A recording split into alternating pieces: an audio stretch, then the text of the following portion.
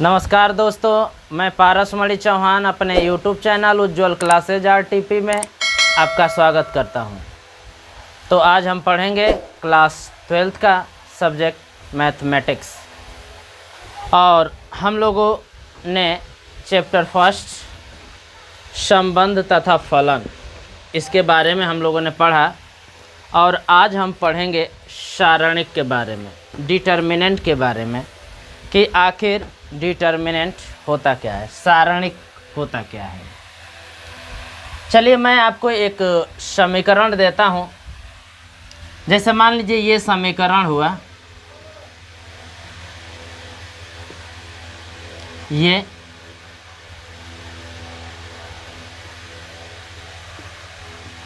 आप पूछेंगे कि ये कैसा समीकरण है भाई, तो यह दो चर में रैखिक समीकरण युग्म है। जैसा कि आप 10th क्लास में पढ़ते हैं, यह दो चर में रैखिक समीकरण युग्म है। जरा आप इसे विलोपन विधि से हल कीजिए। आपको पता होना चाहिए कि विलोपन विधि से हल करने के लिए किसी एक चर के गुणांक को हम बराबर करते हैं, या x के या y के।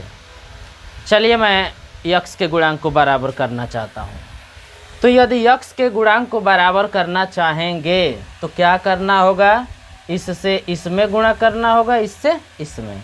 तो इस संख्या से इसमें गुणा कीजिए तो क्या आ जाएगा, a21 इसमें गुणा कर रहे हैं तो a11x प्लस इसमें गुणा कर रहे हैं ना a21 a12y, ठीक है, इक्वल टू 0। इसमें आप किससे गुणा करेंगे, इससे गुणा करेंगे। a11 का गुणा करेंगे इसमें a21x प्लस इसमें गुणा करेंगे ना तो a11 a22y इक्वल टू क्या आ गया, 0 आ गया। अब आप जानते हैं कि जब चिन्ह समान होता है तो घटा देंगे, माइनस माइनस ये कैंसिल हो गया। ये देखिए y जब कॉमन करेंगे तो मिलेगा क्या, यहाँ से मिलेगा a21 a12 minus a11 a22 equal to 0। आप चाहेंगे तो इसको पहले लिख सकते हैं, माइनस से दोनों तरफ गुणा कर दीजिए तो आप इसको पहले लिख सकते हैं a11 a22 minus a21 a12 equal to 0।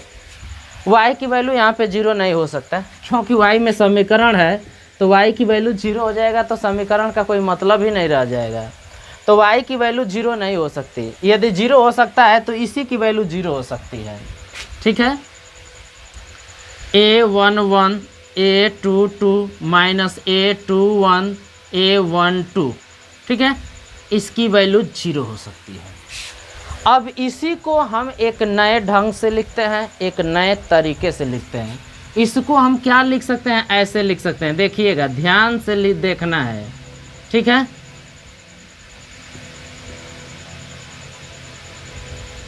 ऐसे लिख सकते हैं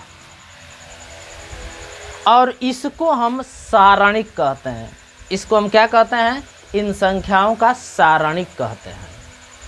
अब सवाल यह है कि ऐसे लिखा कैसे गया है ना। तो हम इसका इसमें गुणा करते हैं और इसका इसमें गुणा करके घटा देते हैं।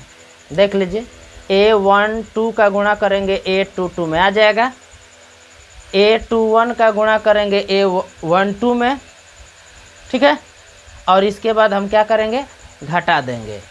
तो इसको हम ऐसे लिखा जा सकता है, ऐसे हम लिख सकते हैं। अब सवाल ये बन रहा है कि इसको ऐसे किस रूप में लिखा गया है, कैसे लिखा गया है। तो देखिए, आप ऐसे गुणा कीजिए, a11 का a21 में गुणा कीजिए, ये मिल रहा है a11 a21, ये मिल रहा है। जब इसका इसमें गुणा करेंगे a21 a12 तो इसको हम घटा देंगे, किस में से, इसमें से, तो ये आ जाएगा कि नहीं, आ जाएगा, ठीक है ना। तो इसको हम इस तरह लिख सकते हैं, ये ऐसे लिख सकते हैं। कहने का मतलब है कि इस सारणिक का जो मान होता है, जो सारणिक का मान होता है वह किसके बराबर होता है भाई, a11 a22 minus a21 a12 इसके बराबर होता है। यह जो है ना इधर वाला पद, इस सारणिक का विस्तार कहते हैं।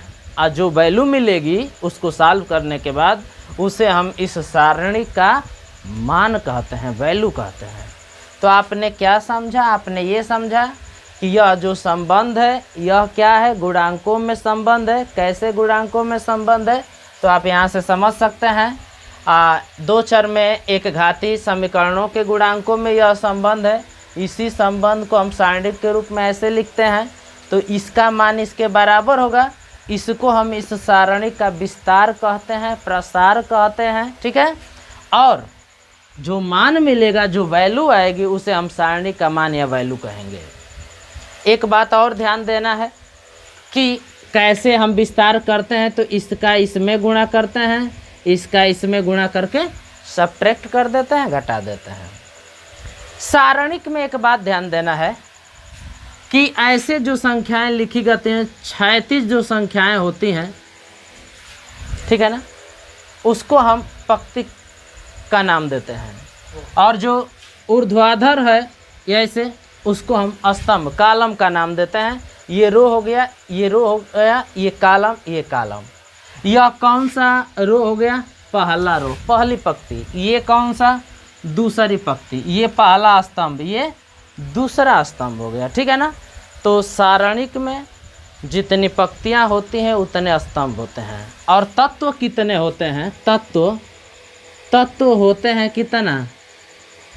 जितनी पंक्तियां होती हैं और गुणे जितने स्तंभ होते हैं। तो यहाँ पे 2 पंक्तियां हैं, 2 स्तंभ है, तो 2 2 जा 4, ठीक है ना। यानी कि 4 तत्व हैं इस सारणिक के। और एक बात ध्यान देना है कि ये जो सारणिक में जितनी पंक्तियां हैं और जितने स्तंभ हैं, ठीक है, उनको हम लोग कहते हैं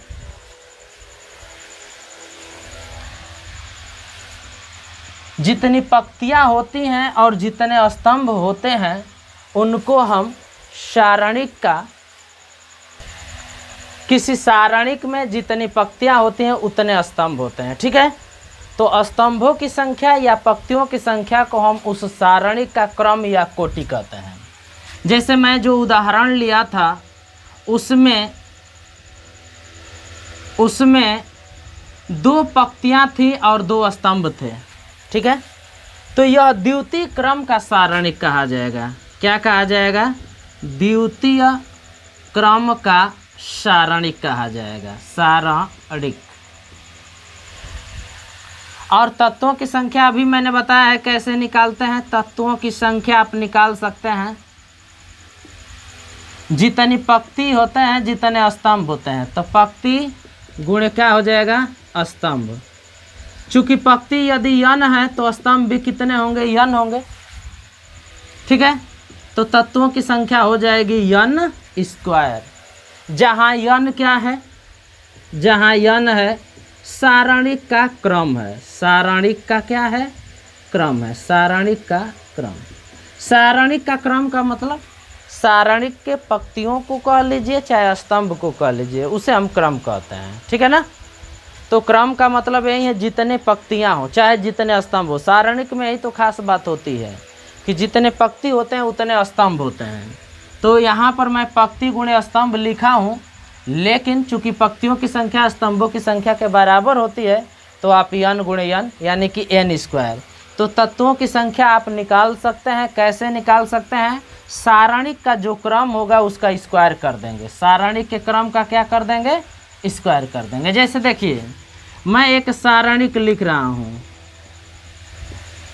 ये कितने का है? ये सारणिक, ये जो सारणिक है तृतीय क्रम का है, मतलब 3/3। तो 3/3 कहते हैं, माने तृतीय क्रम का है। तृतीय क्रम का मतलब 3 पंक्तियां होंगी, 3 स्तंभ होंगे, ठीक है ना। ये तो इसमें कितने तत्व होंगे? 3 × 3 यानी कि 3 का स्क्वायर, यानी कि कितना? 9 तत्व हैं। 1 2 3 4 5 6 7 8 9 तत्व हैं। तो आपको तत्वों की संख्या निकालनी है तो आपको क्या करना होगा? सारणिक का जो क्रम है, जो कोटि है, उसका स्क्वायर कर देना है। चाहे पंक्तियों की संख्या में स्तंभ से गुणा कर देना है, चूँकि पंक्तियों की संख्या वही होती है, स्तंभों की संख्या वही होती है, तो उसका स्क्वायर कर देंगे क्रम का, तो आपको तत्वों की संख्या पता हो जाएगी। तो आपने अभी समझा सारणिक के बारे में, और वो भी आपने समझा कि द्वितीय क्रम का सारणिक क्या होता है और उसका हम कैसे प्रसार करते हैं। यदि तृतीय क्रम का सारणिक होगा तो उसका हम कैसे प्रसार करेंगे। तृतीय क्रम के सारणिक के लिए सारणिक का प्रसार, तृतीय क्रम के सारणिक का प्रसार कैसे करते हैं। जैसे मान लीजिए ये देखिए A11 है, A12 है, A13 है, A21 है, A22 है, A23 है, A31 है, A32 है, A33 है, ये है। इसका हमें प्रसार करना है, विस्तार करना है। तो कैसे करेंगे सुन लीजिए। सबसे पहली बात यह है कि हर एक तत्व का अपना चिन्ह होता है। यहाँ से प्लस शुरू होता है, इसका चिन्ह प्लस है, माइनस है, प्लस है। एकांतर क्रम में चिन्ह होते हैं प्लस माइनस प्लस। ये प्लस है तो ये क्या हो गया माइनस, ये क्या हो गया प्लस, ये क्या हो गया माइनस, ये क्या हो गया माइनस है तो प्लस, ये प्लस है तो माइनस, ये माइनस है तो प्लस। एकांतर क्रम में चारों तरफ से एकांतर क्रम में होना चाहिए। सभी तत्वों का ये अपना चिन्ह होता है। चाहे आप ऐसे समझ सकते हैं, यदि पंक्ति को हम लोग आई से दिखाते हैं, चाहे यम से दिखा दीजिए। यदि पंक्ति प्लस यन सम आएगा, सम, तो तत्व का चिन्ह प्लस होगा। यदि यम प्लस यन विषम आ गया, विषम, तो तत्व का चिन्ह क्या हो जाएगा माइनस। जैसे ये देखिए, इस तत्व के लिए देखिए यह तत्व किस पंक्ति किस स्तंभ में है, तो पहली पंक्ति पहले स्तंभ में है। तो पंक्तियों की संख्या 1, स्तंभ की संख्या 1, 1 1 2 सम आ गया ना, इसलिए इस तत्व का चिन्ह क्या है प्लस। हमें इस तत्व का चिन्ह क्या है माइनस। मान लेते हैं हमें नहीं पता है, आप इसको जोड़िए 2 और 3 को, पंक्ति और स्तंभ को जोड़िए, किस पंक्ति किस स्तंभ में है उस संख्या को जोड़िए। 2 और 3 5 विषम आ गया ना, तो इस तत्व का चिन्ह क्या होगा माइनस। आप किसी भी तत्व का निकाल सकते हैं, आपको एकांतर क्रम की ज़रूरत नहीं पड़ेगी। बस ये देखना है कि वह तत्व कहाँ है। जैसे मान लीजिए 1 2 3 4 5 6 8 10 12 ये हो गया। मुझे इस 6 का चिन्ह पता करना है कि 6 का चिन्ह प्लस होगा कि माइनस। तो आप यह देखिए कि किस पंक्ति किस स्तंभ में है। पंक्ति बताइए, पहली पंक्ति दूसरी पंक्ति है, किस स्तंभ में है, पहला दूसरा तीसरा स्तंभ में, दोनों को जोड़िए 3 2 5 विषम आ गया ना, तो इस तत्व का चिन्ह क्या होगा माइनस होगा। तो बिल्कुल आप चाहेंगे तो याद रख सकते हैं कि तत्वों का चिन्ह एकांतर क्रम में होता है। या फिर आपके लिए एक मैंने आइडिया बता दिया है कि किसी भी तत्व का यदि चिन्ह ज्ञात करना है तो उसके जो पंक्ति है और उसके लिए जो स्तंभ है उन दोनों को जोड़िए। यदि सम आता है तो उसका चिन्ह जो होगा वह प्लस लेंगे, और विषम जो लेंगे तो उसका जो चिन्ह होगा वह क्या लेंगे माइनस लेंगे। तो आप तृतीय क्रम के सारणिक का प्रसार आप समझ गए कैसे करेंगे। जैसे मैं एक उदाहरण लेता हूं, सारणिकों के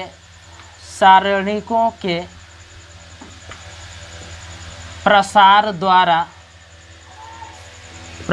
द्वारा निम्न सारणिक का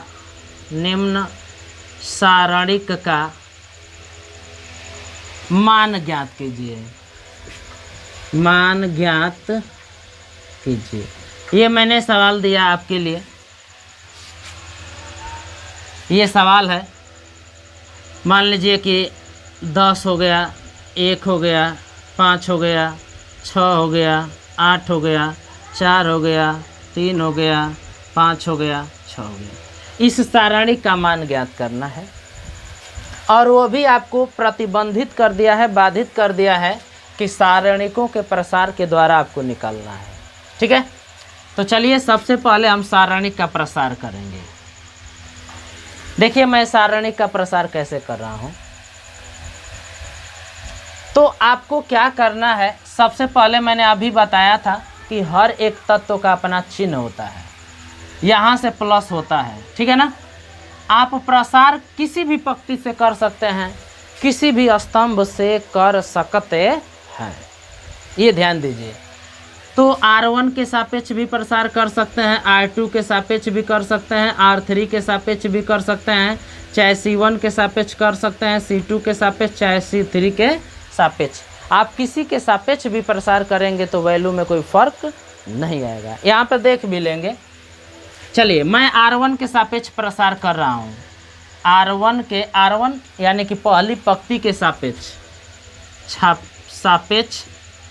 प्रसार करने पर प्रसार कीजिए। और आपको समझना भी है कि तृतीय क्रम का प्रसार हम कैसे करते हैं। देखिए आप ये चिन्ह लीजिए, पहले ये प्लस है तो प्लस हमने 10 लिया। अब जिस तत्व को लेंगे उस तत्व से होकर जाने वाली पंक्ति को छोड़ना है और स्तंभ को छोड़ना है। तो ये देखिए, ये मैंने छोड़ा, ये मैंने छोड़ा, क्या बचा उसको सारणिक के रूप में लिख देना है 8, 4, 5 और 6। अब इसको लेंगे ना तो इसका चिन्ह प्लस है, इसका चिन्ह अब एकांतर क्रम में क्या हो गया -1। और फिर इस पंक्ति को छोड़ेंगे, इस स्तंभ को छोड़ेंगे। जिस तत्व को लेंगे उस तत्व से जाने वाली पंक्ति और स्तंभ को छोड़ना है। इस पंक्ति को छोड़िए, इस स्तंभ को, तो 6, 4, 3, 6, 6, 4, 3 और 6 प्लस माइनस, फिर यहाँ पे +5 हो जाएगा। अब इसको छोड़ना है, इस तत्व को ले रहे हैं तो इसको छोड़ना है, इसको छोड़ना है, तो 6, 8, 3, 5, 6, 8, 3 और 5। तो आपने क्या देखा कि यदि तृतीय क्रम का सारणिक का प्रसार करना है तो उसको हम द्वितीय क्रम के सारणिक में बदल दिए हैं, ठीक है। और द्वितीय क्रम का सारणिक का प्रसार कैसे किया जाता है ये आप पता है कैसे किया जाता है भाई।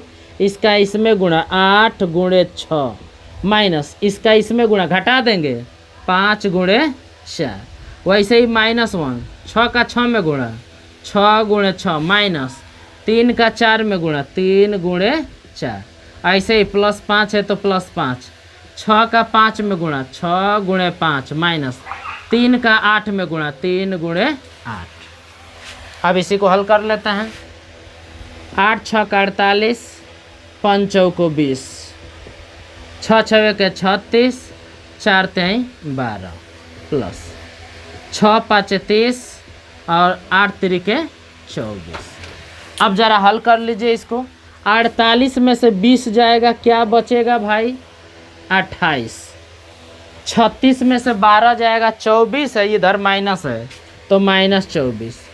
30 में से 24 जाएगा तो बचेगा 6, और 6 में 5 का गुणा करेंगे तो 6 5 30। देखिए 28 का 10 में गुणा करेंगे 280 -24 + 30। तो आप इसको हल कर लीजिए। 30 में से 24 जाएगा तो +6 बचेगा, तो 280 या +6 200 क्या हो जाएगा 86।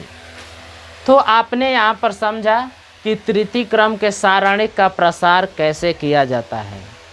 मैंने बताया है कि आप सारणिक का प्रसार किसी भी स्तंभ चाहे पंक्ति से कर सकते हैं। चलिए अब मैं स्तंभ के द्वारा बता रहा हूँ और यही आना चाहिए। 286 आंसर है तो 286 ही आना चाहिए। मैं C2 के सापेक्ष प्रसार कर रहा हूँ। C2 के सापेक्ष प्रसार, C2 माने यही ना है, C1 माने पहला कॉलम, C2 माने ये, इसके सापेक्ष प्रसार कीजिए। यहाँ से इस तत्व को लेना है, इसको, तो इसका चिन्ह क्या है प्लस माइनस, यानी -1 लेंगे तो -1 लेंगे तो इसको छोड़ेंगे, इसको छोड़ेंगे, 6 4 3 6, 6 4 3 और 6। फिर क्या लेंगे भाई 8 को लेंगे ना, 8 को लेना है तो प्लस, ये माइनस था तो ये प्लस हो जाएगा, +8। इसको छोड़ेंगे, इसको छोड़ेंगे, इसको और इसको छोड़िए। 8 को लेना है तो ये आपको पंक्ति छूट जाएगी और ये कॉलम छूट जाएगा। बचेगा क्या 10 5 3 और 6। अब हम किसको लेंगे 5 को लेंगे ना, तो ये माइनस प्लस फिर क्या हो जाएगा माइनस हो जाएगा। तो जब इसको लेंगे तो ये छूटेगा, ये छूटेगा, ये स्तंभ छूटेगा, ये पंक्ति छूटेगा। तो 10 5 6 4। अब ज़रा इसको हल कर लीजिए। छः छवे के 36, 4 तेई 12, 10 छक्का 60, 3 पाँचे 15, 10 चौके 40, 6 पाँचे 30। इसी को हल करना है। 36 में से 12 जाएगा -24, 60 में से 15 जाएगा भाई, कितना बचेगा 45, 40 में से 10 जाएगा 40 में से 30 जाएगा 10 पचे 50। अब ये देखिए 50 और ये 50 20 70 और 4 74, 8 पचे 40 को 0, 8 छक्का 48 और 4 52, 520। नहीं, देख लीजिए, गुणा एक बार और मिला लीजिए। 8 पचे 40 को 0 हासिल 4, 8 चौके 32 और 4 36। 360 में से 72 घटाइए तो 360 माइनस 72, 74 घटाना है। 74 घटा दीजिए भाई, तो 10 में से 4 जाएगा 6, यहाँ पर 15 में से 7 गया 8, ये 2 बचेगा 286, बड़ी संख्या का चिन्ह प्लस। तो आपने देखा कि तृतीय क्रम के सारणिक का प्रसार आप किसी भी पंक्ति चाहे किसी भी स्तंभ के सापेक्ष कर सकते हैं, उसमें आपको कोई भी अंतर नहीं आएगा। अब एक बात बताइए, अब मैं बताने जा रहा हूं उपसारणिक क्या होता है। सारणिक का उपसारणिक,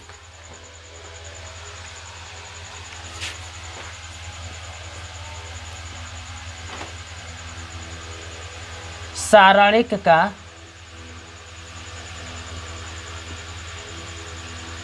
उपसारणिक क्या होता है। माइनर्स ऑफ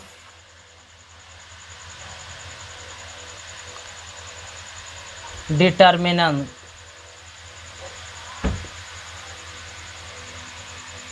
चलिए, तो सारणिक का उपसारणिक हमें निकालना है, तो कोई मैं सारणिक ले लेता हूं।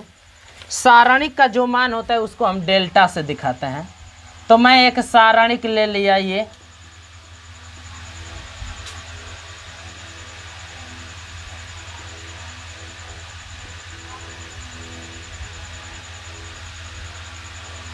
मैंने ले लिया, और सारणिक को हम लोग, सारणिक का जो मान होता है उसको हम डेल्टा से दिखाते हैं, ठीक है।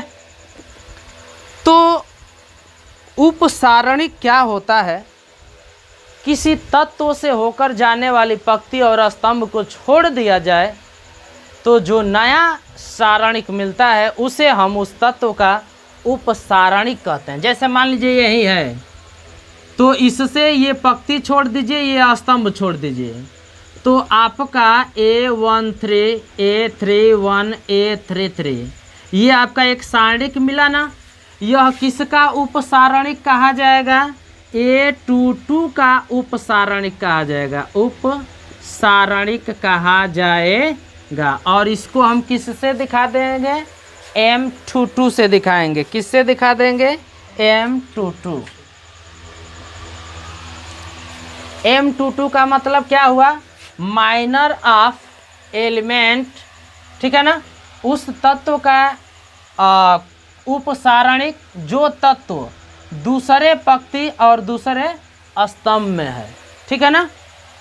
तो क्या आपने समझे, M22 का मतलब क्या हुआ, उस तत्व का उपसारणिक हुआ जो कहाँ है, दूसरे पंक्ति और दूसरे स्तंभ में। तो आपने क्या समझा, उपसारणिक हम कैसे निकालते हैं। तो उपसारणिक जो है वह किसी भी तत्व का उपसारणिक होता है, और किसी भी तत्व का उपसारणिक हम कैसे निकालते हैं, उस तत्व से होकर जाने वाली पंक्ति को और स्तंभ को छोड़ देते हैं, तो जो सारणिक बचता है उसे हम उस तत्व का उपसारणिक कहते हैं। उपसारणिक को यम से दिखाते हैं, और जिस तत्व का निकाला जाता है उस तत्व को यहाँ पर लिखते हैं, उस तत्व का क्रमांक लिखते हैं यहाँ पर। तो हमने निकाला है ये A22 का ना, वह तत्व का क्रमांक क्या है कि दूसरे पंक्ति और दूसरे स्तंभ में है। जैसे बताइए A33 का हम दिखाएंगे M33 ना, तो इस तत्व से पंक्ति छोड़ दीजिए और स्तंभ छोड़ दीजिए, क्या मिलेगा, A11, A12 A21 A22 ये मिलेगा। तो यह जो है इस A33 का क्या कहा जाएगा, उपसारणिक कहा जाएगा। अब मैं आपको बता देता हूँ सहखंड क्या होता है। सारणिक का सहखंड,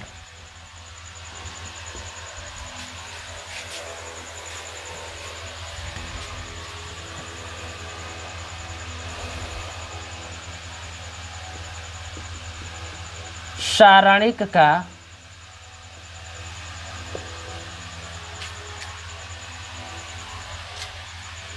सहखंड कोफैक्टर ऑफ डिटर्मिनेंट।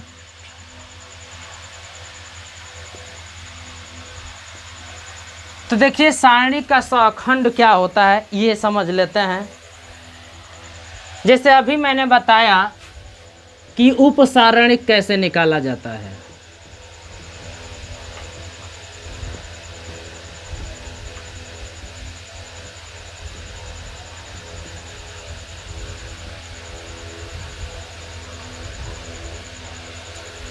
ये जैसे मैंने निकाला M21 निकाला, कैसे निकलेगा, दूसरी पंक्ति को छोड़ दीजिए और ये छोड़ दीजिए, क्या मिलेगा, A12 A13 A32 A33। ये क्या हुआ, उपसारणिक हुआ। किसका, A21 का उपसारणिक हुआ। अब इसमें हम गुणा कर दें -1 के पावर i प्लस j से, जहाँ पर i पंक्तियों की संख्या है और j स्तंभों की संख्या है, तो वह जो है उस तत्व का सहखंड कहा जाएगा। यह क्या है भाई, यह है A21 का उपसारणिक है, उपसारणिक है, ठीक है। और इसी का मैं निकालना चाहूँ, A21 का सहखंड मैं निकालना चाहूँ, सहखंड मैं निकालना चाहूँ, तो सहखंड को हम दिखाएंगे C माने कोफैक्टर। किस तत्व का निकाल रहे हैं, 21 का, तो कोफैक्टर ऑफ 21। M का मतलब माइनर ऑफ 21, तो कैसे निकलेगा, -1 के power i plus j M21 हो जाएगा। आप कर लीजिए यहाँ से, तो -1 के पावर i प्लस j, 2 और 1 कितना हो जाएगा, 3 हो जाएगा, और M21 -1 के पावर 3 है तो माइनस हो जाएगा, और M21 का मान क्या है, A12 A13 A32 A33, ठीक है। तो आप माइनर आप निकाल लेंगे। कैसे निकालेंगे, जिस तत्व को लेंगे उसके पंक्ति और उस स्तंभ को छोड़ देंगे, तो जो शेष सारणिक बचेगा वह उस तत्व का उपसारणिक कहा जाएगा। उसी उपसारणिक में यदि आप -1 के पावर i प्लस j से गुणा कर देंगे तो उस तत्व के लिए वह अब काम करेगा सहखंड का। और सहखंड को कैसे दिखाते हैं, Cij। Ij क्या होता है, i पंक्ति की संख्या है और j क्या है, स्तंभ की संख्या है। तो आज हम लोगों ने सारणिक का परिभाषा पढ़ा, सारणिक का क्रम और कोटि पढ़ा, सारणिक यानी कि द्वितीय क्रम के सारणिक का विस्तार कैसे करते हैं ये पढ़ा, उपसारणिक क्या होता है, सहखंड क्या होता है किसी सारणिक का, ठीक है, ये आपने पढ़ा। अगले लेक्चर में हम लोग पढ़ेंगे सारणिक के प्रारंभिक गुणधर्म, सारणिक के गुणधर्म, जिसकी सहायता से सारणिक को हल करना काफ़ी आसान हो जाएगा और बहुत मज़ेदार होगा। तो आप अगले वीडियो को ज़रूर देखिएगा और पिछला जितने भी वीडियो हैं उनको आप ज़रूर देखिए, क्योंकि अगला वीडियो में तभी मज़ा आएगा जब आप पिछला वीडियो आप हर वीडियो देखते रहेंगे। तो पुनः आपसे मैं निवेदन करूंगा कि हमारे YouTube चैनल उज्ज्वल क्लासेज RTP को आप अपने दोस्तों में अधिक से अधिक शेयर करें, सब्सक्राइब करें और लाइक तो ज़रूर करें। तो बस आज के लिए बस इतना ही। नमस्कार, धन्यवाद।